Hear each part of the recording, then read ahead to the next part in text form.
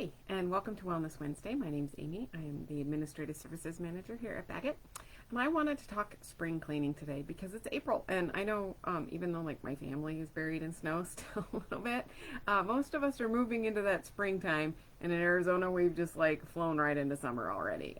Hopefully we'll get a couple cooler days coming back, but this is the time, right? This is when we start to clean up and get ready for the summertime. So there's a lot of health benefits to spring cleaning, and it's not just about having a cleaner house.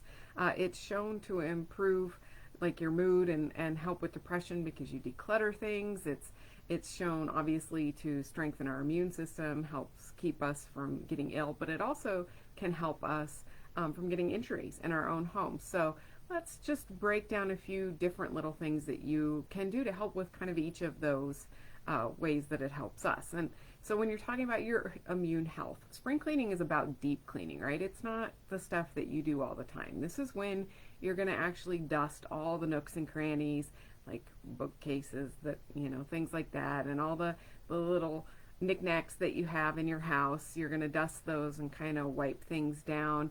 You're going to dust the tops of your picture frames. You're going to clean all the mirrors and the windows. You want to clean your baseboards. When you're vacuuming, you're not just going to vacuum your carpet. You're going to do all the rugs in all the rooms. You want to actually vacuum your curtains. And if you have blinds, it's a good time to wipe those down too. Get all the dust off of that. You should wipe down your ceiling fans, or if you have one of those long hoses, it's great. You can get up there and vacuum those off so that it keeps from, when you turn it on and the dust just goes flying everywhere. Also, get yourself a big old long Swiffer or use your vacuum to get those cobwebs off of the ceiling. So getting all of those spots cleaned up. Wash all of your bedding. I know probably most people wash their sheets and their comforters and stuff regularly, but wash the pillows. 10 minutes on high heat helps kill those dust mites. So you want to make sure that you're getting your pillows washed. If you have a bed skirt, wash that. I know that doesn't always get thought of. If you have a mattress protector, everything off the bed needs to come, everything on the bed needs to come off and be washed. There's what I'm looking for. And keep in mind to use products that don't have a whole lot of harsh chemicals or too strong of smells if you're sensitive to that, because otherwise the whole point of the spring cleaning to make you feel better isn't going to work. When it comes to reducing your risk of injury, it's kind of fairly obvious, but some little things you can do are tack down your rugs. Make sure that you've got those little things that keep them from sliding everywhere. Also remove clutter from walkways. If you've got things piled up down your hallway, now's the time to find a home for them. We're going to talk about that home for them in just a minute too. And also though, something we don't always think about is we get cords everywhere. And now's a good time to, maybe look into ways that you can tack those down. Maybe it's hitting the Zon and finding some good cord hiders or something to tie them all together, but something that keeps them from being loose and all over the place where it's easy to trip and fall over them or get other things caught on them. So those are some ways to help reduce the injury. Ways that you can declutter for your mental health. Don't just stack things or hide things. So back to that, removing the clutter from the hallways. Just throwing the clothes under the bed and stacking all the books in a corner actually doesn't really help.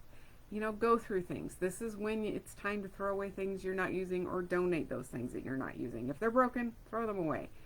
If it's been broken for a long time, you've been telling yourself you're going to fix it for the last 17 years, you're not going to fix it. Okay, even if it's not 17 years. If it's been around for a while, it's time to get rid of it or, find another home for it, okay? Keep only your essentials out in the open. Now, again, this doesn't mean hide everything under the bed or in a cupboard. Organize those things. Again, if you're not needing them, get rid of them, but only have what you really need. And this can be in every room. It's your bedroom, not having your side table next to your bed just cluttered with a bunch of stuff. Only have out the stuff that you really need, the current book you're reading, a nightlight, whatever. Something simple so that it's not overloaded. It'll help you sleep a little bit better. In your kitchen, not having everything, every appliance all over the counter can help with that clutter. So kind of those things you need, even in your own bathroom. I know I am so guilty of this. It's like, the lotion comes out, and then the face cream comes out, and then the makeup comes out, and then the hairspray is out, and it just keeps piling on the counter, and I don't put it away. put those things away. And maybe it's time to purchase some organizers to put all that stuff in. Hint to yourself there, Amy. So also another thing to help with kind of that decluttering with mental health is to think of your spring cleaning, embrace it. You know, this is a good thing. This is for your mental health. If you go into it with, oh, I have to do this, it's not going to help as much, right? And then, of course, for preventing illness, some things that you can do is, wipe down things that are used often.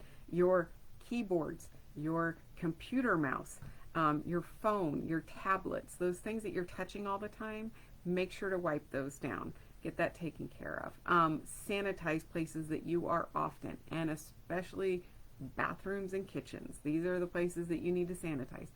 All the door handles you touch, wipe them down, get them sanitized, pull out that Lysol.